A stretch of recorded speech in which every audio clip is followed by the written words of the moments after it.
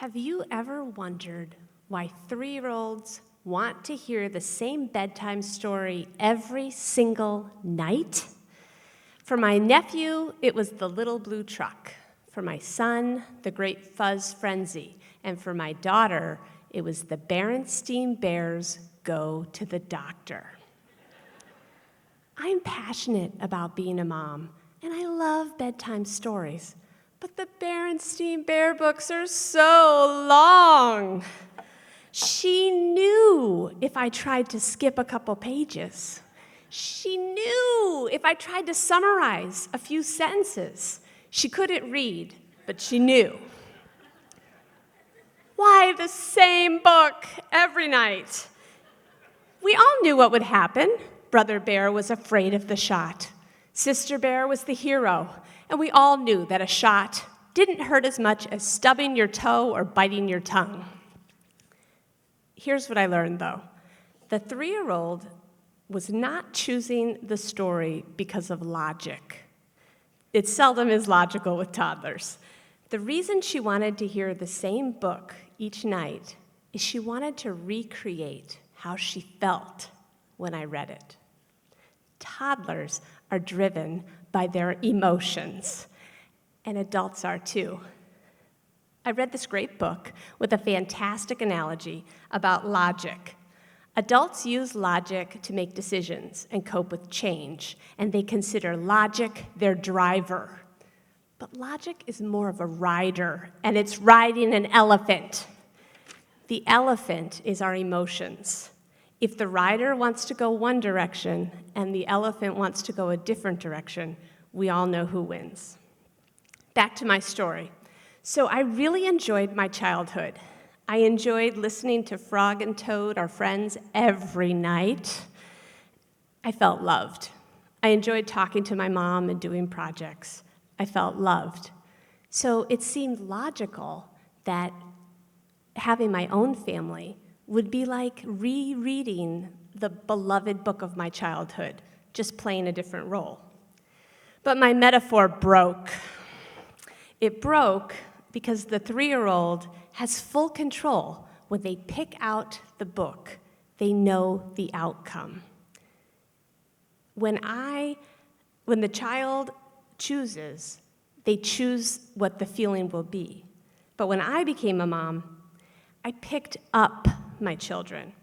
Each is a unique, amazing, exhausting person. I picked them up in the night. I picked them up in the day. I did not pick them out.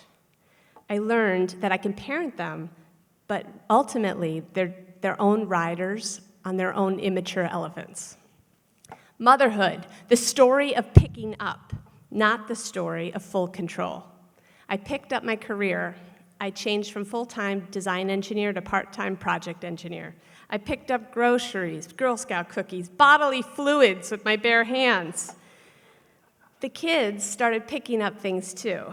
They picked up skills, they picked up language, they picked up lyrics and slang.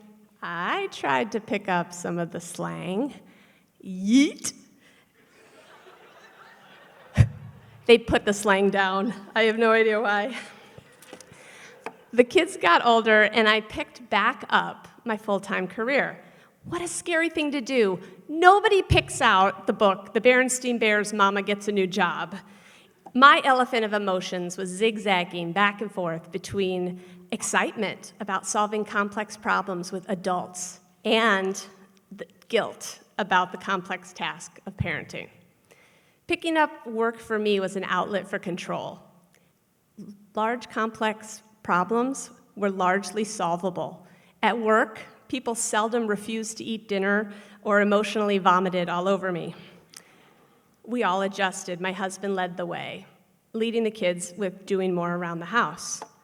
The funny irony was that my kids did more chores when I was not around than when I was around, which was kind of beautiful as they started to do things I wanted them to do as I loosened control.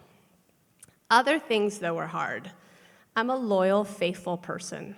I'm faithful to my God, I'm faithful to my family, I'm faithful to my job, but there's only so much of your best self to go around, and it's difficult to be across the world and in the carpool pickup line at the same time.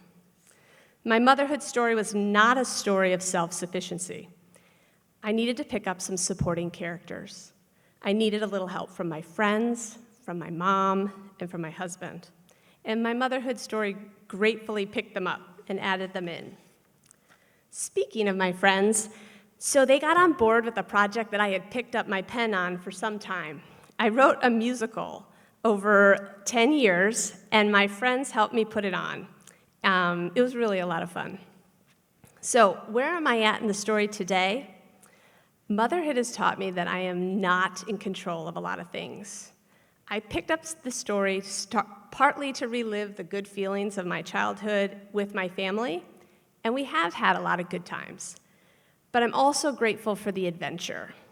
I'm grateful that my kids are not clones of me because they're so interesting. They teach me about YouTube, artists, the environment, injustice, slang, and everything important to them. They drive me crazy when they learn to do things the hard way, when they ride their emotional elephants, when I want them to be logical. But I'm here for their story. I'm here for the ups and downs. I'm here for the twists and turns. I'm grateful for the growth they've allowed me to make. And I'm glad I didn't get to pick out a predictable story of motherhood, because the story I picked up with my kids is a true page-turner. Thanks.